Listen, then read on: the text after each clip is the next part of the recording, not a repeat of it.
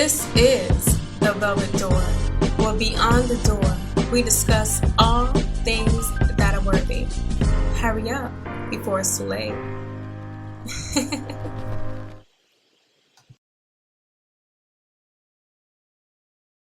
Hey everyone, welcome back to the Velvet Door. And of course, as you guys know who I am, this is Shin Jor, as you know me as SJ, etc., etc.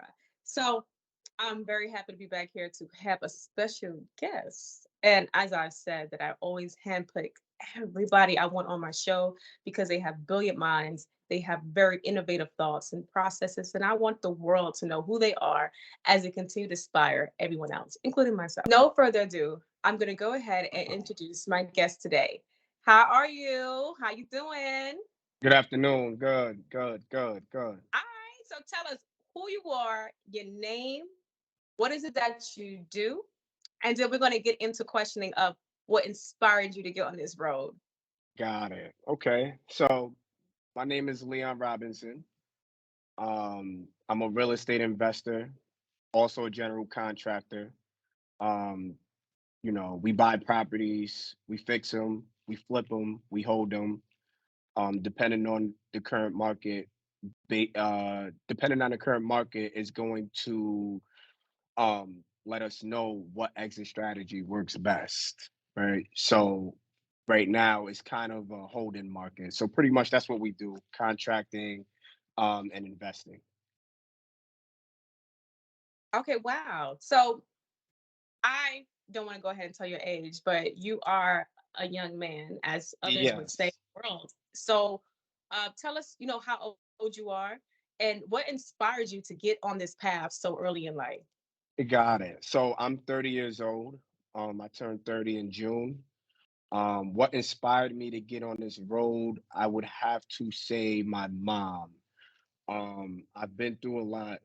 I was always in the construction industry, but it wasn't doing what I do now. It was basically asbestos removal, demolition, and things like that. So this was definitely something different.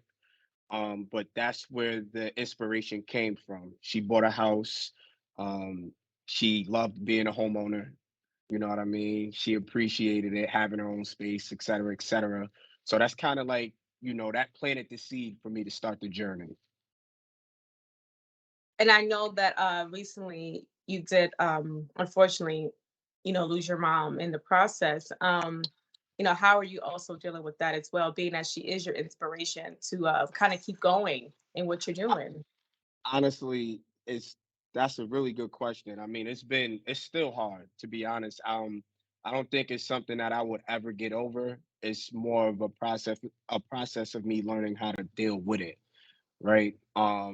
So but I mean, I've always been self-driven and ambitious, uh, to accomplish goals, right? So I don't. It's hard for me to get off track, even though that is something drastic. It did slow me down a lot. This year hasn't been like a one of my busiest years when it comes to buying and stuff like that. We could get into the details of like previous years, but Okay. um it I just like to stay tunnel vision and still want to accomplish the goal. I know that's what she would want to. And see, that's inspiring because I know for a lot of us, like that would put a halt into where we are in life, and Right, losing someone that's that strong in your life who has inspired, like I said, put you on this path to go right, ahead and change the trajectory of your own life. Like, right. 'cause, like, I'm gonna ask you a question. Did you ever see yourself doing what you're doing right now? To be honest, no. Really? No. Yeah, no, I didn't see myself doing it. I just know that the way I was raised, we were raised to be confident in anything we decided to do. You know what I mean? It didn't really click that I wanted to get into this industry until maybe, I mean, I don't even know, probably 24. You know what I mean? Like Mhm. 24 is when I was like, okay, maybe I should do it. But then again, I still had, grown to do myself. You know what I Right. mean? So everything is all about timing. But I would say it was probably about 6 years ago until I really said, you know what? this is something that I could see myself really doing. And that's inspiring, like I said, because a lot of us, even into our later years of life, we still don't know what it is that we want to do. We still have not Correct. found the path. We still have not Correct. carved it out. So for you to start, and let's just say you said you're 30 now, Yep. 6 years ago, Yep. right? You were like 24. So 20 at Yep. 24, you knew, okay, this is where I want to see myself. If I work hard at it, I'm definitely gonna be Correct. successful at it. So at 24 years old, what's going through your mind at 24? You said you're trying to figure it out, you're trying to get it going, you're trying to do something grown up to do, but at the same time, for a 24-year-old right now that is in the same position that you were in at 24, what was the process to get to where you are right now as a contractor and a real estate investor? At 24, so like I said, I was doing construction work. It wasn't really like renovating. It was more of the demolitions aspect of it and asbestos removal. If people know what that is, asbestos is old heating. It's normally used around pipes. It could be in floors, things like that. So that was what I started out doing in the construction industry.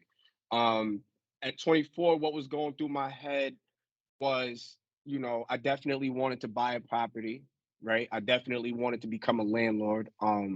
My advice, I mean, we could get into that too, as far as like house hacking and stuff like that. But at 24, I knew I wanted to become a landlord. I just had to figure out and put myself in a position and stay focused on how to do it. Right. I see my mom purchase her property, so I have an idea on the process. Um, I just needed to do it, right? So at 24, I still wanted to, party. I still wanted to hang out. I still would say I was, young minded with money, right? So now I'm just spending unnecessary money when I'm trying to buy a property. So those were the things that that my mind was going through at that age. Like, oh man, I want to be a landlord, but I still want to party. I still want to buy clothes. I still want to do this. I still want to do that. And it was tough. It took for me to turn 25 and to come home from that violation to say, you know what?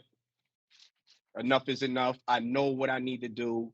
I know that the job that I had at that time, I knew that it was making me enough money to do it. I just had to do it. So my mom would definitely, just let me know, like, listen, this is what you're gonna have to do in order to accomplish this. There's no ifs, ands, or buts. You're gonna have to grow up. Right. So that's what I ended up doing. But that's what my mind frame was at the age of 24. Like I knew what I wanted to do, but I wasn't ready to do it. Right, right. And that's like I said, that's not true.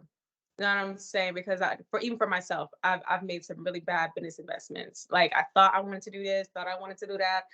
So it was like test trial, Right. until I finally was able to snag that one thing, and I said, you know what, this actually comes natural right now. And sometimes I wish that I would have found it, years ago, But I'm Right. like, Right. everything has a perfect timing when it Yep. happens, and then like, oh, okay, you know what, I'm glad that I even found my calling, because like I said, a lot of 1000%. people go through life and they don't know their calling, and it's hard to really figure it out, especially when you're in this economy, you're trying to survive. So we're Yes. going to talk about that though, but before we get into the economy, before we get into the business outlines, and like what is some of your most successful moments so far, I like to talk about culture. Mhm. So here on my platform, we definitely like to highlight the differences and the similarities between our cultures, and like how Mhm. that even drives us to be who we are today, right? So Mhm. I would love you to hear like what was your cultural upbringing? Your mom's culture, your dad's culture, and like how did that also play a factor into building who you are as Leon? That's a good question. Cultures. I mean, my mom, she's from Queensbridge, so what I'm saying. Our culture was, it was black dominant, to be honest, right? Not to take away from any other cultures or races and stuff like that, but that's how we were raised, right? So my dad's Jamaican. So, that part of our culture, my mom was always inspired by that culture. And so that was in our household as well. and how it helped me was just the structure of the cultures. You know what I mean? Maybe it could be the individual or it could be the culture. It could be both, right? So, Right. um, you know, the way my mom upbringing was, it was basically, straightforward. Got to get it done. Make sure you're on time. You know what I mean? Like, so it was the upbringing that kind of like that was more of our household culture. You know what I mean? Like, do what you got to do. Take, you know what I mean? No excuses. And you know what I mean? And if that's what you want to accomplish, you can do it. But this is what it's going to take. No, you know what? For those who don't know, y'all, this is my cousin. Okay, hi. So, I know exactly what you're talking about as far as like the there's no excuses.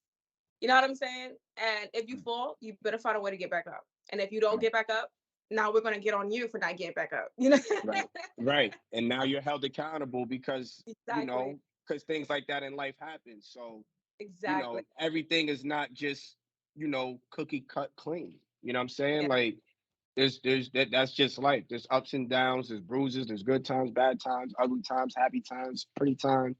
The bottom line is just getting through all of it, regardless, and not getting too discouraged. You know what I mean? Right. Um, and just keep moving forward. But that's kind of like how the household culture was for us, for So sure. for like your Jamaican culture, like were there any obstacles for like so you said your dad's side is Jamaican, right? And Hmm. for me, like my dad's side is from Barbados, right? Right, They right. have a little cultural differences in trying to assimilate into American culture. So would you say that Mhm. there were some little differences or challenges that maybe your dad may have had kind of coming into this culture and even meeting like your family, your American family and things like that? Mhm. Um, I would say that it was a smooth blend and transition because my mom, she appreciated that culture. You know what I mean? Like she appreciated that culture. She wasn't against it. And I think that's probably why I'm here today. You know what I mean? So, but she no, she appreciated that culture. She respected it. You know what I mean? Like I said, she also respected, her mom's culture. You know what I mean? Like very big on, traditions and stuff like that that her mom Right. showed her.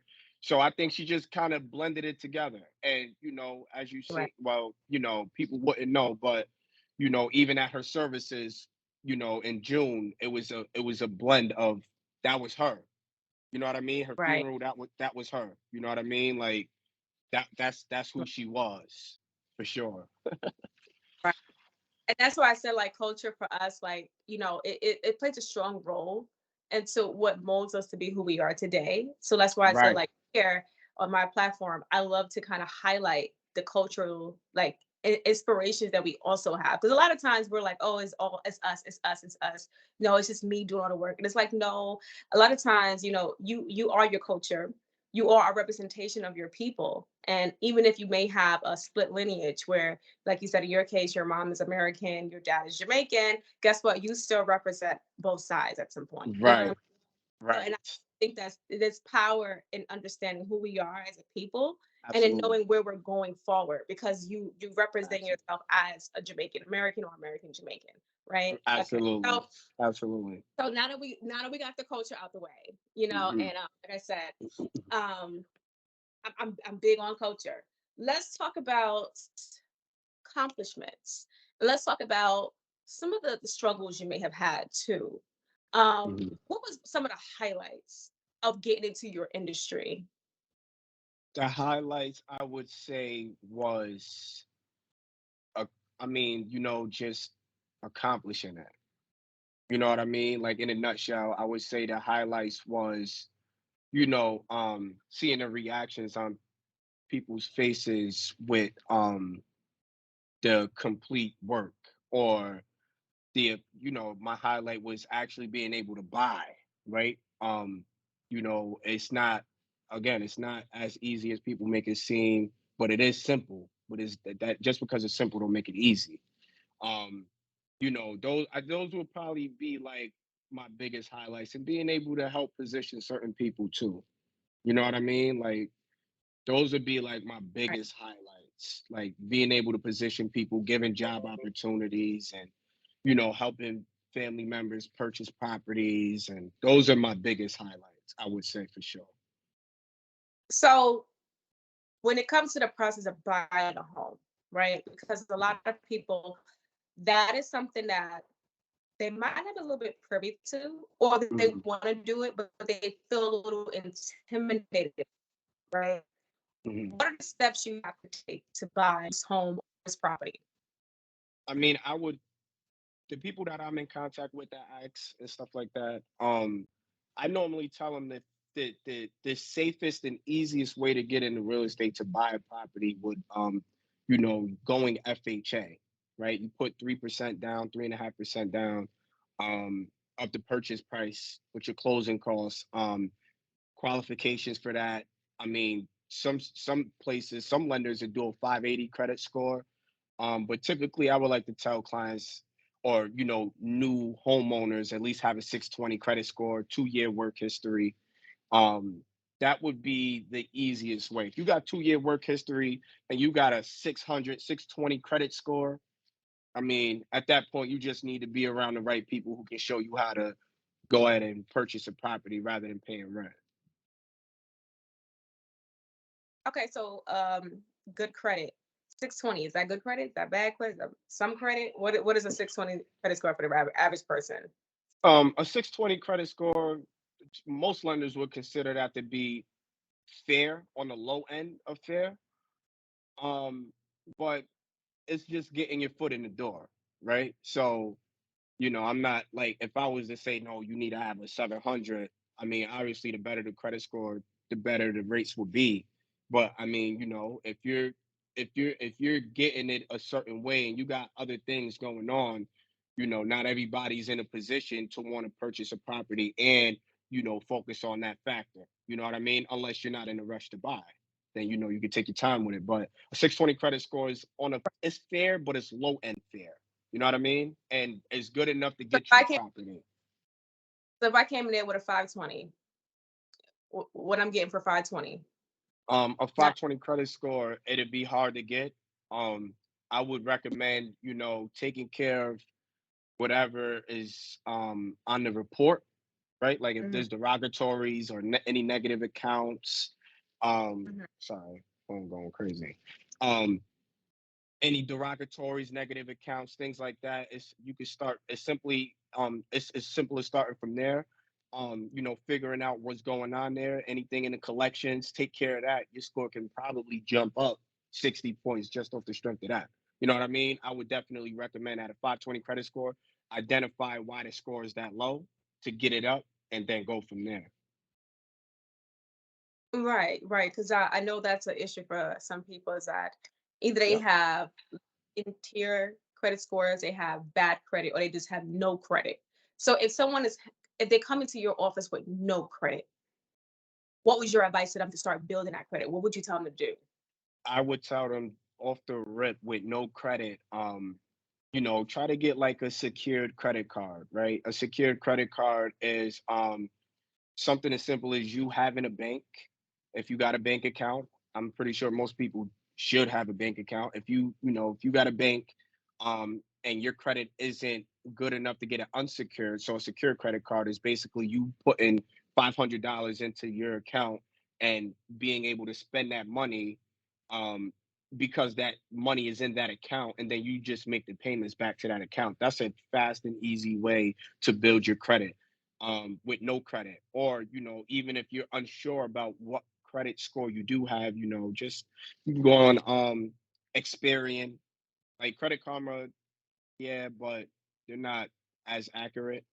But like Experian or mycreditscoreiq.com, just to get familiar with, looking at a credit report.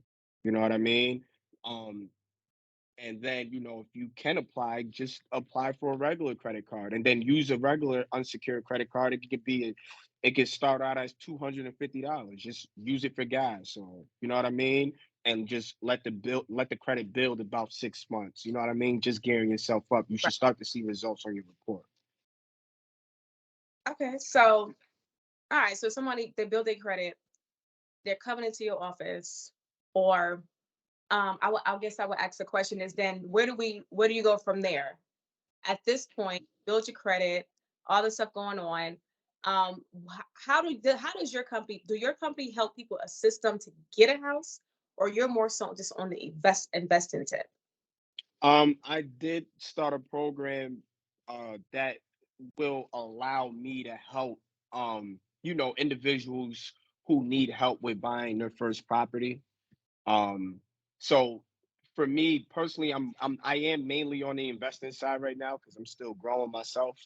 But I do have a program where, if the clients are serious, we can assist them with, gearing up, getting their credit where it needs to be, getting a pre-approval letter, introducing them to the right people that they need, as far as contractors, inspectors, you know, just to attorneys, right? Just so they can get familiar with the process of the team you'll need to buy your first property. Okay, so for an investor, and for what you do you have to have a lot of get into this side of real estate? Because like you said, you're putting money in, you're renovating. What is the process that you get to get funding? If I don't know if you can reveal that, but like what Yeah. is something you're doing to even get you to be able to be like, I can have money, I have capital to put into this property, and then I can renovate it and then flip it. How do you start that process now? Yeah, no, that's a good question. How you start that process would be, so if you're a new investor, right? Let's just say you're not a first time home buyer, you own your property and you're looking to buy an investment property. There's a couple of ways you can go about it. Typically, your down payment. So to answer your question, yes, you're definitely going to need money. You got to have skin in the game with any lender, bank that you deal with. They want to see that you're going to be able to put some skin in the game, right? So typically, as an investor, you'll be looking at 20% down on the purchase price. Now you can get creative as an investor, like myself. I go hard money, right? So what hard money is, and due to your experience and stuff like that, it favors you, right? But let's just say for a new investor, um, they'll want to see 20% down. They'll want to see that you have that money, right? For whatever your purchase price could be. They want, so general numbers, $100,000 property. They want to see 20% of that. That's 20,000, and they'll actually want to see a little bit more just in case for a couple of months of the mortgage payments. Um, and they want to see 3 months reserved because they need to see you be able to foot getting the renovations going. So there's loans where you can go hard money where they do 20% down and they finance 100% of the renovation. Um, it does sound easy and simple. It's not that easy and simple. But that would be the route for an investor, the best route, unless you're coming in with your own cash, to buy and renovate, and that's not a bad strategy either. Depending on the individual and what they plan to accomplish or what they want, right? Like some people say, I don't want to deal with them. I'd rather use my own money. That's not bad either. So it just depends on the individual. But most investors, they like to get savvy with it and use other people's money rather than their own. Right. So what do you think about this? I've seen some videos, and I've actually seen some actual websites, so I think they're legit. That there are $1 properties around this country, like places like Vermont, New Hampshire, Kansas City, and Kansas. Like you can buy a house or property for $1, but it's through a program with the state, so or the city, where you have to actually, I think you have to commit to wanting to be in that property or have it for at least 5 years. You have to commit to renovating it. So even Mhm. if for $1, you still have to have money, and they have to see that you are going to renovate this property. Is that something that have you heard about those really cheap properties around the country, and like the cities are actually calling for people to come renovate them and bring business to that city? Um, Yes and no. Yes, I know I haven't heard about like these areas contacting people as far as in regards to that. But yes, I am aware and familiar with like smaller cities and smaller markets with very cheap homes and the city owned properties, right? City owned properties, they're cheap properties. um, Most of the time they're in bad condition. So they're looking for a first time home buyer, like you would say, right? Like the first time home buyer is going to make it a primary residence. Um, Still, nonetheless, they still want to see some sort of proof of funds. So you got to just say, let's just say there's loans for that though. Like the same way how you can go FHA, which is 3% down. There's a FHA. There's a loan called FHA 203K, right? And then those loans, those are you're buying it like a FHA property, but it's also a construction loan as well, right? So you're still be funded for your renovations through all under your FHA program, and that's a good way to get into because if you're a new homeowner and you want a property to look a specific way, you can renovate that property to look a specific way and occupy the property. They definitely want you to occupy the property. Um, so I'm familiar with it. I am. Yep. Okay, so I'm going to read this real quick, just so you can, for anyone else that is not familiar with it, and just maybe refresh you to see if you heard about this program. It's Okay. called House Program. So it says that right here, we're talking about Gary, Indiana. This is one of the examples of Mhm. this. It says that in the town of Gary, Gary, Indiana, has a special program to make home ownership easier by selling a handful of homes every year for just $1 a piece. It says it's called the Dollar House Program. And the initiative opens home ownership up to those who would not otherwise be able to afford a traditional mortgage sale. It says the program also addresses a chronic problem for the town. It says since the 1960s, a decline in the steel industry has led to a dwindling population and an abundance of unoccupied and abandoned homes. So Mhm. that's something that you kind of heard of, where like these cities are like, Yeah, yeah, yep. So it's very similar. Gary, Indiana. Yep. So even in smaller cities, as far as like somewhere upstate New York, right? Um, they have similar programs like that as well. Um, I'm not sure if people are taking advantage of them. To be honest, there's always abandoned properties, even in the city of Albany. and Um, why do you think people are not taking advantage of like these cheap properties and doing something with it? Why do you think that is? I'll say our people, as far as you know, the black people, they're not.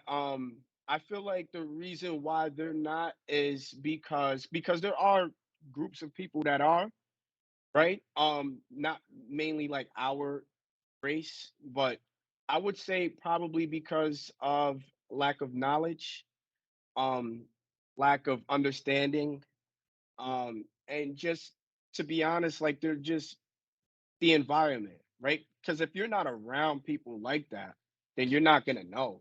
You know what I mean? And in some cases, some people, and I can't call it. You know what I mean? Like some people may not Right. just be interested in home ownership. It might be easier, and that's for anybody, right? It might just be easier to not have to deal with maintenance or home ownership and the responsibility that comes with it, right? And that goes right into, like you said, as far as things being more like a renter's economy. That's one of the reasons, but there's definitely more as far as because of the inflation stuff. But um, it's just a lot of people just don't want to take advantage of the opportunities, and I feel like the biggest role in that is because people aren't um they're not they're not trying to put themselves in a position to take advantage of these opportunities. You know what I mean? Like, So the truth is that these things, they do exist. These things are there. These programs to have affordable housing, a house, not just an apartment, they're there. But you feel that people are just not positioning themselves to get the information to know that they're there. right, Right. Right. right. And I can definitely agree with that because I definitely had conversations with people who have told me that some cities are actually giving grants to actually help jumpstart you to renovate Yes. properties. Have you heard about any of these grants where they could jumpstart to get you to start renovating and they call like beautifying the city and things like that? Yeah, so my construction company, when we were extremely hands-on at a point in time, as far as on that side, and that's kind of what made me, that was my foot in the door to be able to start purchasing, right? But we always dealt with, that's why I got the experience as well. A lot of my experience comes from that. Just being familiar with, first time home buyers and investors. Yes, there's definitely programs out there. We've been hired to do projects from the grant from the cities, for investors and first time home buyers. You know what I mean? Mainly investors. But yeah, yes, I'm very familiar with these programs. They are out there, they do exist. I don't know why people don't want to, uh, take advantage of the opportunities. They do come with, you know, strict guidelines, right? They do come with strict guidelines, but hey, if you're trying to position yourself to be a homeowner, everybody, there's going to be certain things you may not like or agree with, but I mean, if it serves the bigger goal and purpose for you, then hey, it's like having a job. You may not like your supervisor, but you're going to get to work. You know what I mean? Because you got bills to pay. So you know what I mean? It'd be stuff Right. like that. But yeah, now there's definitely programs that will give you money to renovate. And there's other options too. Like I said, there's a thing called FHA 203K loan.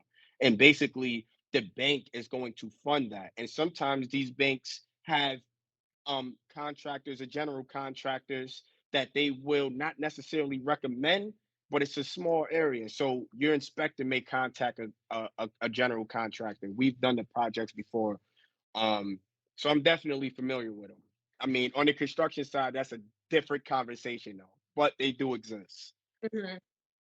Okay. Okay. So let's get into where we are right now in the economy and how does this affect you or how does it help? Maybe it affects in like a positive way, negative way, but we'll see. Because I kind of want to give people like a feel of what it means to get into the business of investing in real estate Mm, and even contract work, right? So we have a company called Blackstone. mm, So Blackstone, they've been making a lot of moves within the real estate world where they've been buying a lot of properties. So Blackstone, I'm going to just read a few news yeah. headlines. It says Blackstone's $280 billion real estate team is buying up everything from warehouses to campus housing to biotech lab space. Let's see, what else have they been doing? It says Blackstone has, let me see, hold on. Okay, Blackstone is going to buy a company that rents out 17,000 homes in a $6 billion deal. So this is just surface level of what Blackstone has been doing. On top of the fact that they have individually as well been buying up a lot of properties, a lot of Hmm. things like that. Hmm. What do you think about like big companies like this they're coming into the real estate space and they're just kind of just buying out the competitors? Um, it's normal in this space. It's normal. Like that's normal. That's normal. Like a lot of times, you'll get the big developer companies coming in and just snatching 17 blocks. You know what I mean? Like, so that's why even with the market, everybody thinking, it's gonna be a lot of deals, it's gonna be foreclosures. Yeah, there's gonna be deals out there, but there's going to be people who are literally ready to just purchase like that. And those opportunities are not going to come as easy. Yeah, there's going to be a few deals, especially if you're a seasoned, savvy investor. You're gonna get in. But yeah, no, that's yeah, that sounds about right. That sounds about right.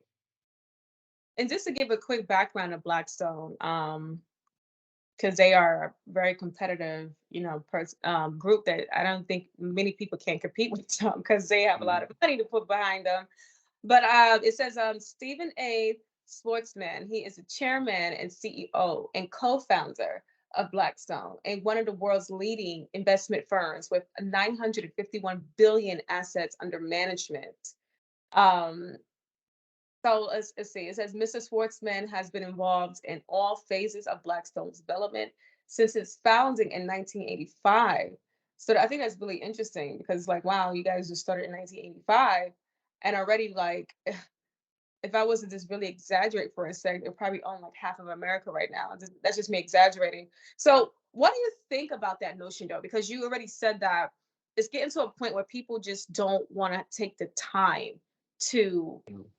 handle their own properties. Like they want the convenience of living. They don't want to have to clean their gutters, clean their chimneys. They're not trying Yeah. to worry about, does my house have enough insulation for the winter? Do I have this? They actually Right.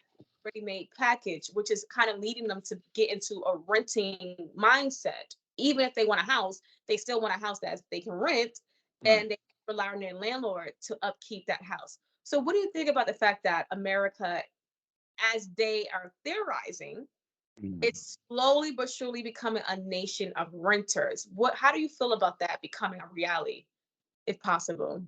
I mean, it is a reality, right? Like, I don't think that a lot of people um want to take on real estate or owning a property because of one, the economy, right? The inflation is crazy, right? I mean, mortgage rates are going back down, but I think as of yesterday they just went back up. So now you're spending more money, throughout your duration of the loan, and that's how people end up becoming foreclosed. Because and even now, because the way the market is right now, a lot of people who over remember last year, I mean, I was flipping them, so I knew what was going on. um a lot of people were overbidding on what the properties are, and now they're starting to deal with that, which is those are going to be the properties that become more foreclosed on, because you guys spent over 30,000 on a property that wasn't worth that. So now you got a mortgage. Now it's going to be hard to keep up with that mortgage on top of inflation, the way the economy is. You know what I mean? So So it's let me, getting really. because you're speaking real estate lingo. Mhm. What do you mean that they overbid? So what's happening? Are they going into, and they're like they're expecting that this property is going to be like worth 2 or 3 times that amount in about 10 years? Is that what's happening right now? So basically, when I say like overbid, yeah, I was. But let's just say for example, there's a house on the market for 150,000. You have people coming in that is willing to spend 185,000 for a property that's only worth 150. So now you're getting stuck with a mortgage for 185,000, right? And your property's worth 150. Not only that, your the equity is ate up because there's no equity in your property. The main thing when you buying properties, even as a first time home buyer, right? I'll give you an example. First property that I bought, 2018. It was a duplex, a two family. I'm gonna give you real numbers. I paid what 71,000 for it. I had it for since last year. I sold it last year, 2021. So 3 years. I had the property for 3 years. The market. So I owed 66,000 on the property, right, for that property. The way the market was, I was able to sell it for 130, right? I was able to sell that property for 130, 134, or something around there. But my point is the way that and is the property, the appraisals, right? So if the property is getting appraised at a certain price point, people are willing to overspend on properties. Now, some people may be able to weather the storm. Some people may not. You know what I mean? Some people may have just been eager. I think it was because of the interest rates was like 2% or something like that at the time, which is why I'm assuming that drove people to just say, "Oh, we can get this cheap," but it still affected you in the back end because your interest rate, your property's not worth that. You know what I mean? So for all investors, new investors out there, make sure you do the numbers. Make sure the numbers work. Right? There's a rule, right? you want to be in 75% of the purchase price. Some people are conservative and say 65%, right? So your LTV at 65%, if you're buying a property for a certain price point, you want to make sure that you're buying it right. You don't want to just be buying properties just to buy them. You know what I mean? Like make sure that you understand what you're purchasing and what the effects can have if it's done wrong. You know what I mean? Okay, so since we're talking about investing, we're talking about flipping houses, we're talking about knowing how to accurately assess, is this a real marketable piece of property I can have in the next 30 years, right? All Mhm. right, so Mike Epps and his wife has a new TV show. I believe it premiered already, may not. But it's on HGTV, and it's called Mhm. Buying Back the Block. Mhm. So buying back the block, that is like a very popular term that we hear amongst Black culture. It's like, oh, Mhm. we have to buy the block back. We have to invest in these houses, these abandoned houses, abandoned businesses, so that we can get our economic foothold in the thresh. So, Yeah. what about you? What do you think? Is what you are doing? Do you consider yourself buying back a block, or you just feel like you're just an investor? Like, how do you market it? What you're doing? Um, I would market myself as an investor, right? And what's the difference? Buying What's the difference between the two mindsets, would you say? um I mean, they're the same, right? They're the same. It's just I'm as b- that that phrase buying back the block is just more. I'm hoping people are literal, right? When you're saying that, like you're being literal and not just buying a bunch of properties. Because if that's the case, then I'm buying back the block, right? So, Okay. I mean, it really just depends. It's just another term, I guess. Like if you're buying back the block, but in some cases, some people are literally buying up blocks at a time. You know what I mean? If you're buying an entire block because this entire block is, for sale, you know what I mean? Then yeah. But it's the same thing. It's the same thing. People, it's the same thing. And do you think that would actually help? Because if you look at the number statistically, when it comes to the Black community, Black men and Black women, the net worth is at a lower end of society.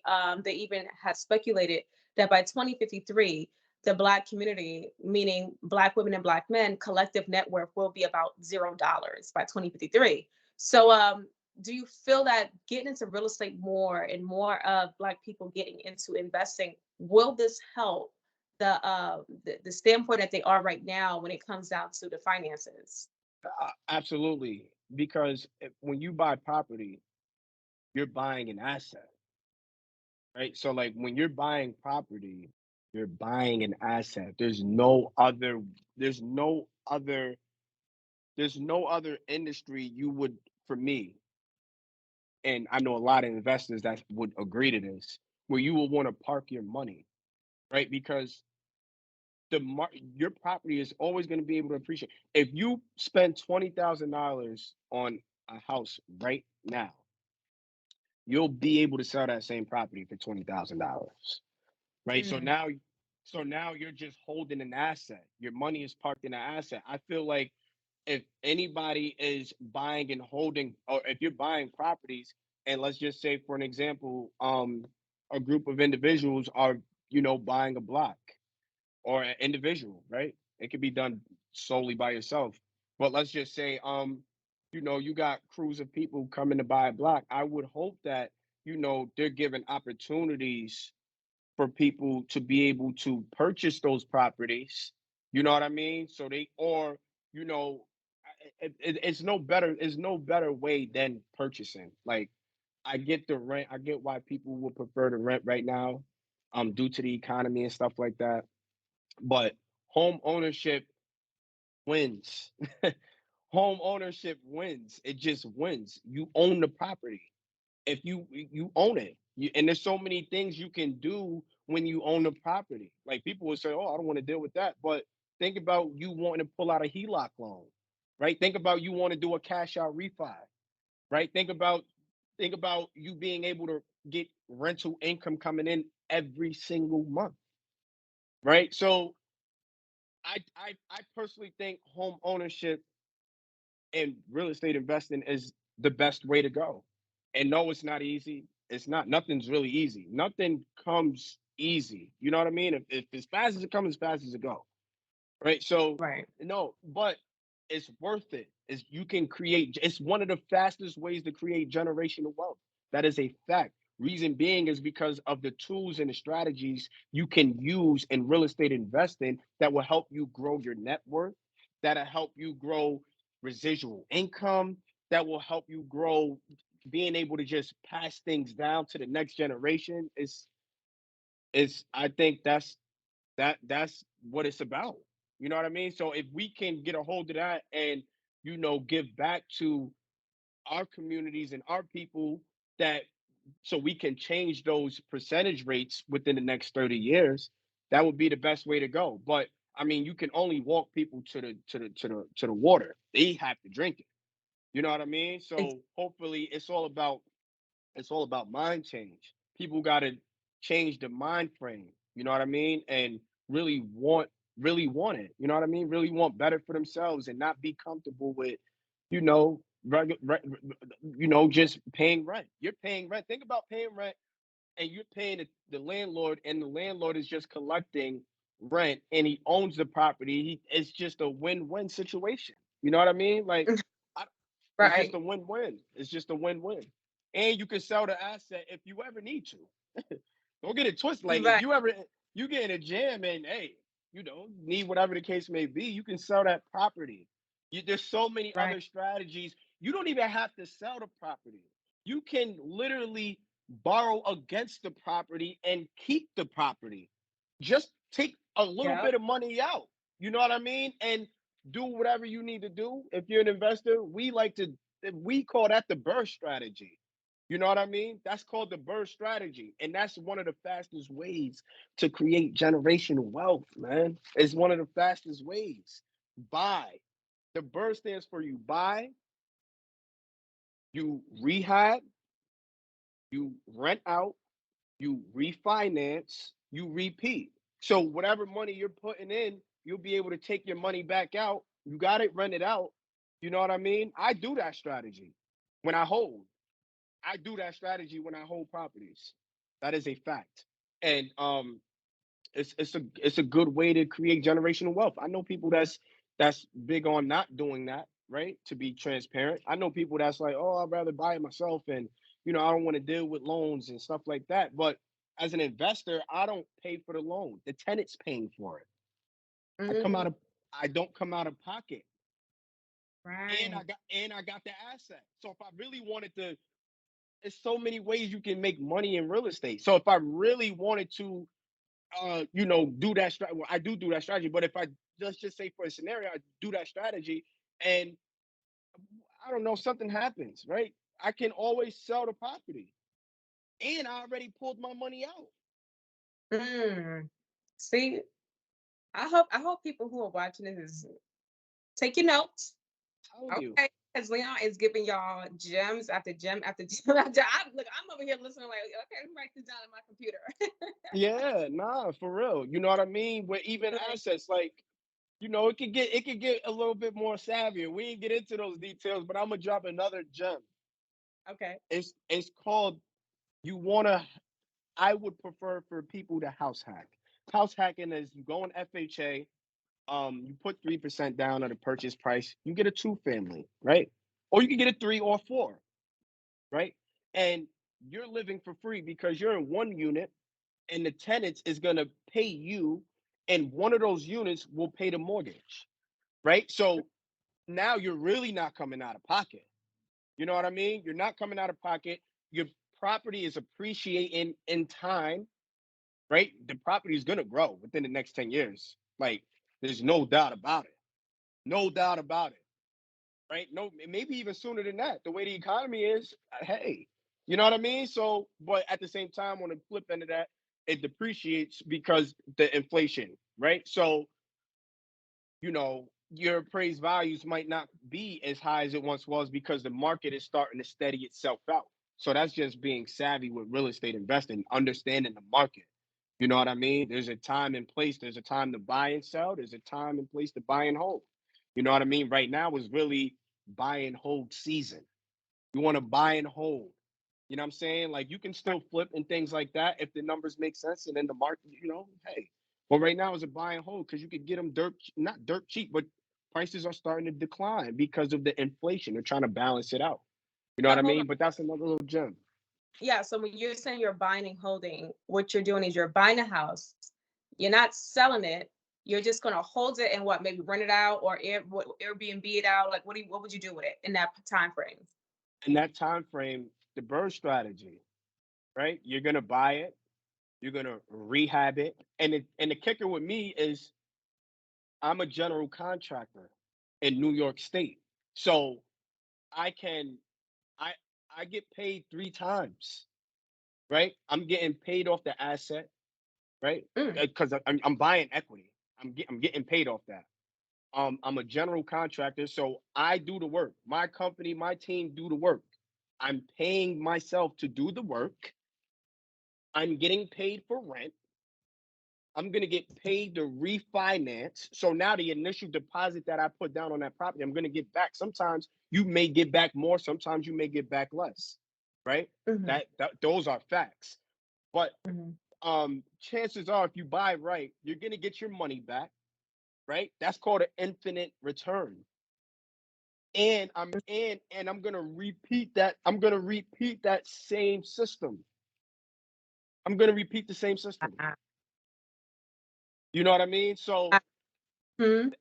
that's why real estate is really like real estate is the fastest way to build generational wealth. Flipping houses will get you rich, but holding them will get you wealthy. Mm. Holding will get you wealthy.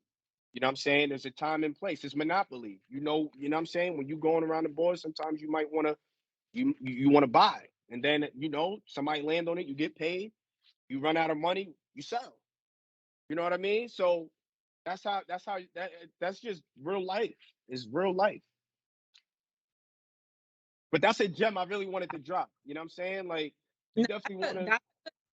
I'm gonna make sure I'm trying to make that go viral, right? That little second right there. Yeah, yeah, That's a good job. Like I said, it definitely is helping me understand it because I am a new homeowner as well. yep, Our previous company, we were like in that we had bought shares into a company, so that was more like the co-op condo kind of thingy yeah. going on that we on. So um being a new homeowner, I do want to buy more properties. I am looking at cheaper properties that are like maybe like I've seen some properties for like 50K Yep. and around especially around where I'm at, like there's a lot of like really cheap properties. Like that's it's kind of out in the wilderness, but I actually want that. And I Mm-hmm. also want to buy a family home that's like a summer home or something. I am Right. definitely looking to go maybe in the south to do that. Yep. Um, so what do you think about that? Like for people that are buying a secondary home, but they don't want to sell it, they just want to have it. Like, is there any kind of wealth that can be built from that, or is just something that you just keep as a trinket in your trust or something? Anytime you buy an asset, it's always beneficial. Like preferably I like multi units, right? I mean, we did a townhouse deal, but I flipped the singles, but I held the townhouse, right? So anytime you buy, but if you're holding, know what's going on, right? If I'm holding something and the mortgage is 1,200 and I'm renting it for 2,600, hello, So anytime you buy an asset, it's it's a win. Anytime you buy an asset, it's a win. So if you buy something out the state, you just got to be more savvy, right? So if you don't want it to just sit there, that's when you may want to do like an Airbnb. You know what I mean? And then you know what I mean? You can get savvy with it like that. It's still generating money and you can still occupy the place when you decide to go visit it. You know what I mean? Like there's other little, you know what I mean? Or short-term rental, like with the nursing and stuff like that. Um, it's not a bad idea. Anytime you can buy an asset, I think everyone should. If you can buy an asset, buy an asset. Yeah, I definitely want to buy another one. Yeah, because I I want another home. Like even if I just want to change locations, I'm like, okay, we're gonna go 6 months or just a month or two. We're gonna be staying down there and just kick off our shoes and just relax. Like I would love to have that. Or where I'm at, it snows a lot. I know you know that because you're Right. in snows a lot. Let's go down where it's a little warmer, and then we ain't got to worry about that for like a couple of weeks. Absolutely. So, Absolutely. so what do you think about this? I'm gonna It's gonna be the last thing, and then we're gonna wrap up. Um, right now, okay. So all of the stuff that we're talking about, like I said, I hope it inspires people to get into real estate, to get into investing, to get into wanting to have something, some piece of property to have and put it in their trust and have it, just so they can have it to pass it down. Like you Right. said, generational wealth. But what about the fact of just recently? This is 2022. Wait, 2022. Yeah, God, these numbers. Uh, yeah, so this is a recent stat that came out about Black home ownership. And it says that Black home ownership rate is now lower than it was a decade ago. All right, I'm going to read some other stuff. It says even as home prices have skyrocketed during the pandemic, home ownership continues to grow. But the rate of home buying has not increased at the same pace for all Americans. Mm. It says more Americans own a home now than any year following the Great Recession. All right. It says, but Black home ownership at 43.4% remains lower than it was a decade ago, and it is nearly 30 percentage points behind white home ownership at the rate of 72.1%. It says the Hispanic home ownership rate rose at an all-time high, reaching over 50% for the first time, and Asian home ownership rate is 61.7%. What's your thought about the fact of by ethnic group, by race group, Black home ownership has actually decreased in the last We decade? we gotta buy more properties, y'all. That's how I feel. We gotta buy more properties, y'all. We gotta stop playing with it. Um, Right, it's unfortunate, right? Because like we spend the most money. right, right, right. We spend the most money. So it's like that just shows we and shout outs to the EYLs and everybody else who's, you know, preaching financial literacy. Big shout outs to everyone who is preaching the financial literacy. We need it. We need it. You know what I mean? Like, so our stat, well, the white American stat will be different, right? Because it's America. Let's start there. That's first, right? Secondly, but they also understand certain things that, like ownership. They understand ownership. We have to understand and learn more about ownership, why owning is so important. You know what I mean? Like we are willing to spend our money on nonsense rather than spending our money on home ownership that can be passed down. Other races and ethnic groups understand that. They understand, like, you know what I mean? Like they get it. And we kind of behind on that because we we lack financial literacy. We lack those things. We lack, mentors and people that's in our environments and areas that understand that can teach it, right? So that's something that's why we have to continue to keep pushing it. You know what I mean? Continue to keep showing that it's possible, right? And our group is the only group that becomes jealous of other people as well. We got to stop it. We got to stop it. We can't be jealous over other people when that's somebody you jealous over someone you could be learning from. You see what I'm saying? Like we got to get comfortable with ourselves. You know what I mean? Like it's we so emotionally and mentally like damaged from the stuff that we've been through. That's just what it is.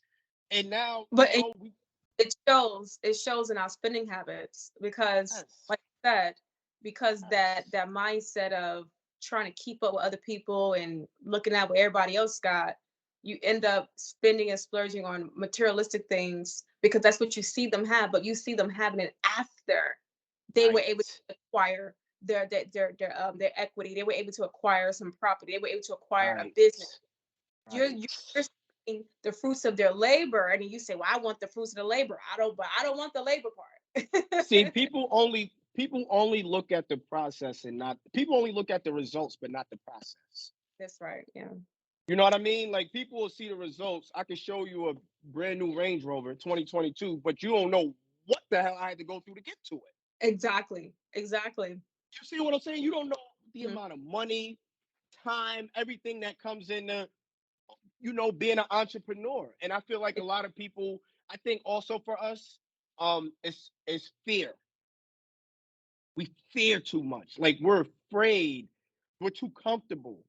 You know what I mean? And we have to break that stigma. You can still have a job and still be a homeowner and still buy a house.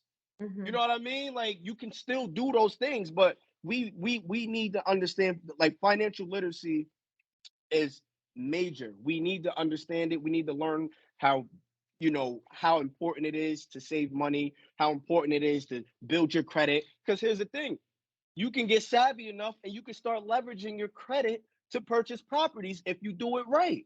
Mm. If you do it right? Mm. You don't want to set yourself in a jam because you did it wrong. That's why studying and researching is extremely important. Extremely important. Mm. Extremely important. But that's what I'm saying. Like we need to want to learn this stuff. You know what I'm saying? Like we need to want to learn this. And and hopefully, with everything that is going on and the people that are in the forefront on pushing the education, the financial literacies and things like that, podcasting, getting this information out there, right? That's The right. people that's doing it, publicly speaking about it and informing the people that's around us or who wants to learn it, right? That's the only way we can change it. We just got to keep moving forward with it, and hopefully, we'll get it. I feel like we will. Um, but yeah, I mean, we have to change that narrative. We have to become more Right. financial literate. We can't be out here just spending money on Balenciagas and new Mm. anything and stuff like that when you're not living right, man, and you paying rent. Like I'm all for material things, but make sure you got things that's gonna pay for your material things. You know what I'm saying? So Like, would you say that there is some type of racial element that is also stopping the black home ownership too? Like, is that also playing a factor, or is it just that people are just not doing what they need to do? I feel like at that level, no. I feel like definitely at the higher you go, it does get right. Mm. It gets tricky. It do for us. Speaking from experience, Okay. still could be done, but to get started, absolutely not.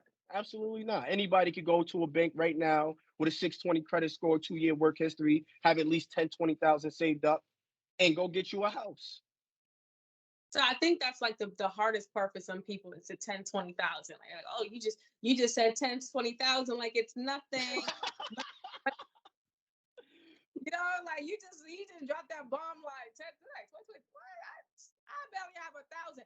Because you think about it, the average American, I think the number was like 60%. I'm not, Mhm. don't quote me, don't have an emergency fund. No, you're right. No, And they you're don't right. have savings. So we're dealing with a nation of not only people with no savings account, a nation where they are opting out to be renters, if not voluntarily, involuntarily, right? So all these aspects are against the average citizen or make it against them. And then on top of that, we say that the economy is getting worse and worse right now. Some people would say that we're actually in a recession right now. Yeah. Inflation the Yep. roof, right? So all Yep. these things are becoming a factor where, to be honest, I would say that even if you are white, black, it's going to affect you some type of way because your groceries are going to increase.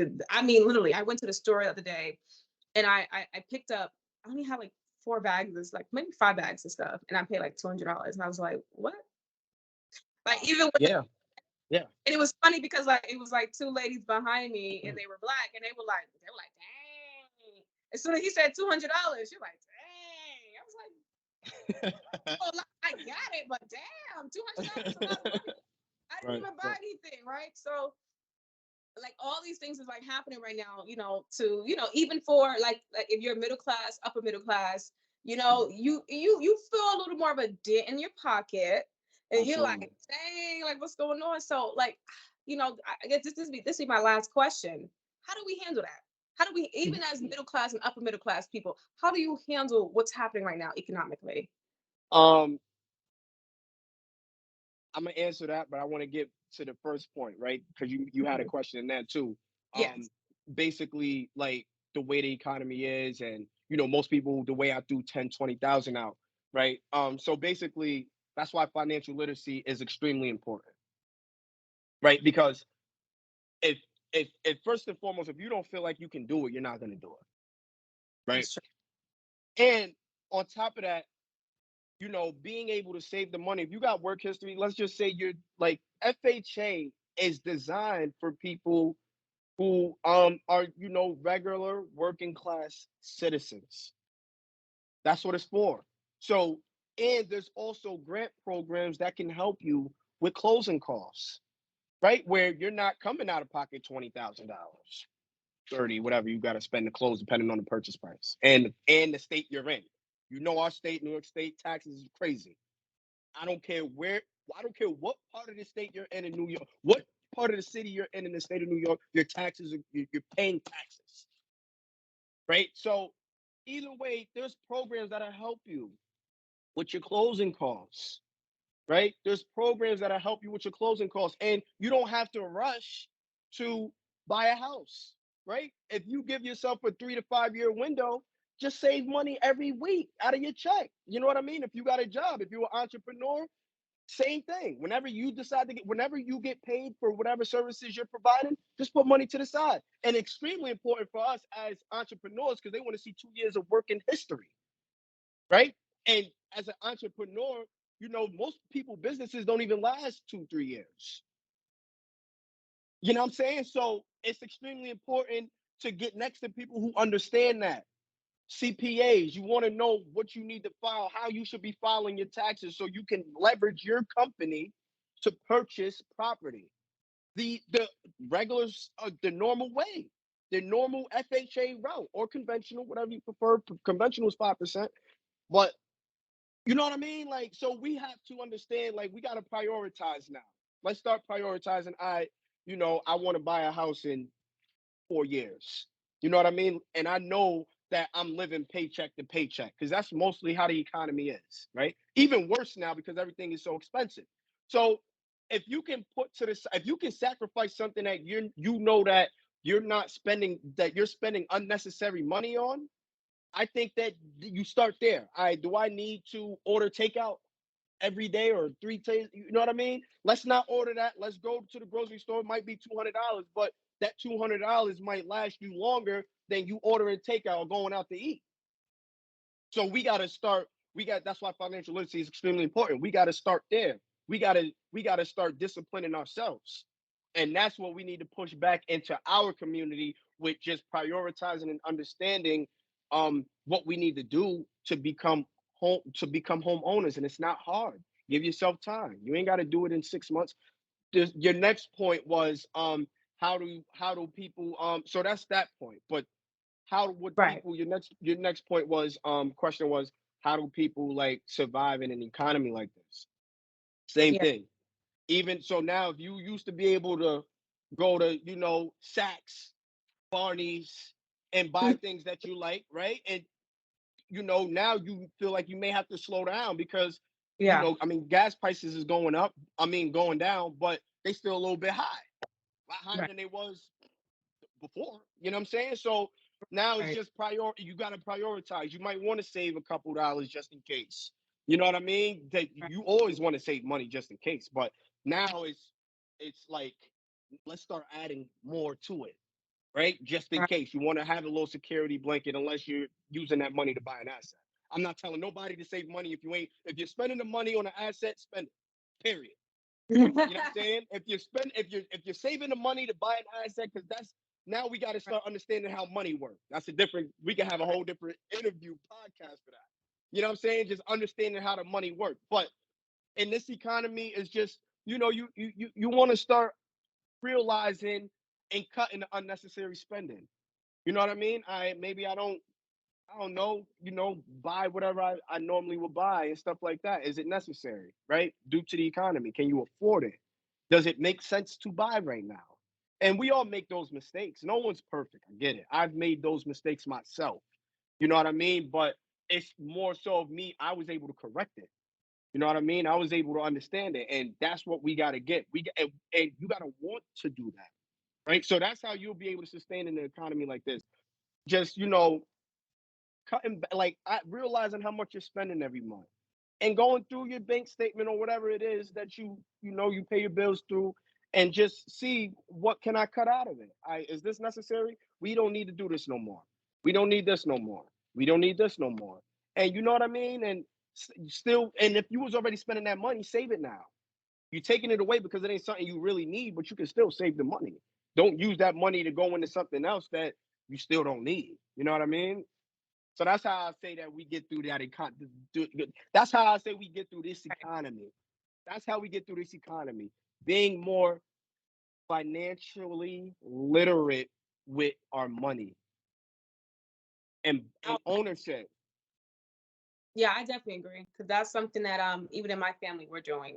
We have to slow down. You might want to do a date night. And I like my little fine dining and stuff, but I'm like, you know what? It's not that we can't afford it. It's just that let's just be a little more smarter where we placing our money. So that way that if something was to happen, we are still gonna cover our behind. We don't want to wait Right. to the last minute to figure out how Right. we're gonna cover our behinds, right? Exactly. So Yes. kind of close out. Tell us where can we find you? What's your information? How can we support your company going forward? Um, so you could find me on Facebook at my name, Leon Robinson. My profile set up as a professional dashboard, so you can see the links for Robinson Real Property, which is the real estate company that I got. Um, for more information to explain in details how we can help you become a first time home buyer, the process of that. That's on my Facebook page. There's a link you could click on it in my profile. Instagram is the same, Leon Robinson. I think it's _4. Um, and where else am I? That's pretty much it. Like, Facebook, Instagram, that's kind of where I'm at with it. There's websites on both. On Instagram, you'll see the website there too. Okay. Um, and yeah, I mean, I do post a lot on Facebook. There is reels explaining everything we went over in the interview in regards to, and you can see me hands on with the properties, right? You'll see me hands on fixing foundations. You'll see me hands on everything, right? Everything. So Nice. it's on my reels. And just it's important, man. Just home ownership, any sort of ownership. We need all the ownership we can get. You know what I'm saying? Like, let's own, and let's understand how to leverage what we own. You know what I mean? So, well, with that being said, like I said, you know, even though this is family right here, y'all, but even with your own family, I think we can highlight, even the great minds within our families and then the people they inspire, like what he's doing definitely has inspired me. It definitely has challenged me to want to understand home ownership. I think even when I was talking to your brother, it was like, I was like, oh man, I got to really get into this thing. Because I didn't know about, I knew, but I didn't understand it. Like when it Yep. came like what the cities are willing to help with when it came down to grants and renovations, and like even like he kind of broke down the process of how he doesn't really have to come out of pocket sometimes. Like it's just like Shout one outs thing. to bro. Shout outs to Yeah, Quad. shout out to him because he was putting me on and I was like, oh man. So I think it's and I just that's and that's how I pay it forward. That right that that's my highlight right there. right there. That's my highlight. You know what I mean? Getting us in tune so we can get each other in tune. You know what I mean? Bro, yeah, bro is a definite success story for sure. For sure. Like, for sure. The things he's been through, the things that he went through, the things that he accomplished, and the knowledge he got. 1000%. But those are my highlights. Those are my highlights. I'm so glad that, like, what I'm saying, that conversation that y'all had, because he gets it. He knows. He's done it. You know what I mean? Like, he's done it. So, Oh yeah, no. the way he explained it, I was like, oh, that's doable. Because I watch other people who talk about the same thing you're talking about, and what he explained, but they don't explain it in a way that it feels obtainable. You're like, oh, okay, Right. I guess I just Right. want to what they was talking about. So even when I was telling you like how you was speaking like your real estate lingo, I Yeah. was like, slow down, wait, slow down, break Yeah. it down. Yeah. but, No. but So, I love it. overbidding is like, when people put an offering on a property over asking Right, price. That's how I should have worded it. But yeah, right. when you're going over asking price on the purchase price of the property, you're Right. over and that don't really, got to be smart when you make it. Like, that's not financial. That's not good. That's not a good way. I mean, for a seller, Right. right? I mean, if I put a property on the market for 150, and it's worth, and someone's willing to spend 180, I mean, it works. But if it's affecting Right. us, then it ain't working. You know what I'm It's not. saying? Like, that's why we just got to get more in tune. Financial literacy is important, and ownership. I'm gonna always preach that. I'm gonna always preach that financial literacy and ownership. I don't care and what you own, and understanding how to leverage what you own. You know what I mean? Don't just start a business to say you got one, because at that point, if you just loving what you're doing and it's not even legit and professional, then it's just a hobby, right? And So that is we might have to come back for that one day. yeah, yeah, Because I do notice that is a lot more Black and Indigenous people that are getting into business. But here's the problem. Um, they don't know where to go. They don't have a 5-year plan. They don't have a 10-year plan even. So it's like they're just doing it. And it's really because it's a hobby that has become monetized. But they're not treating it like it's a real, it's something that is going to build some type of wealth for the future. So I see a growth of even the younger, kids that are trying to get into entrepreneurship. They want to yeah, own multiple businesses. They want to even the young girls who are getting into like selling hair and bundles and yeah, eyelash. And don't yeah, get me wrong, I've seen some girls become millionaires from doing that stuff. So it's not yes, something to even knock. You know what I'm saying? I've all seen right, girls make money, but then it's like, what's their 10-year plan? What's their even if a 20-year plan? Because right, when you're competing in this market and at the rate that we are at right now, even as a collective, you know what I'm saying? We're going up against people who make 100-year plans. yeah, These people multi-generational plans to where and that and focusing on that's why you know and is the and next that and that's why real estate is major key, right, because I'm not me buying these properties. It it gets passed down, so now we already into the future. Off the rip, your child is getting that, your family members getting that. They get raised and groomed properly. They understand how to control that asset. It continues to get passed down. You know what I mean? But that comes with understanding the financial literacy. You know what I mean? Like, can't be too much for the moment. You can't be too much for the moment. It's good to have the balance, right? You still want to enjoy the fruits of your labor and stuff like that. Um, but it's just about balancing. It's about the balance, for exactly. sure. So, so with that being said, what I'm hearing from the brother Leon is that listen, y'all gotta put down the spending habits on the clothes. No more Shin, no more Balenciaga, no more what is it, Saks, Fifth Ave. Yeah, yeah. Put it And it's aside for a and, second. Like and really, yeah. Like, all you gotta do is just, mhm, and I'm not saying you can't enjoy those things. I like to enjoy those just like things, 2 years. but Yeah. let's focus on ownership before we buy those things. You know what I'm saying? Like, let's focus on ownership, and then you reward yourself, and you go to Neiman's. You know what I'm saying? You go to Saks or whatever. Right. But let's Because how much of a better feel is it that you wearing your Burberry, you wearing your Valentino, you're wearing but you're sitting in your property wearing it. You're not renting, you're sitting in your property where it does feel like a better flex. I'm not gonna lie, I'm not gonna hold you, being that I do have my property now. It's like, yeah, you got that nice fancy foreign car, but it's like, oh, it's in front of my house though. I Hello. feel like I mean, flex. yeah, not for sure. Nah, for sure. Yes. You know what I mean?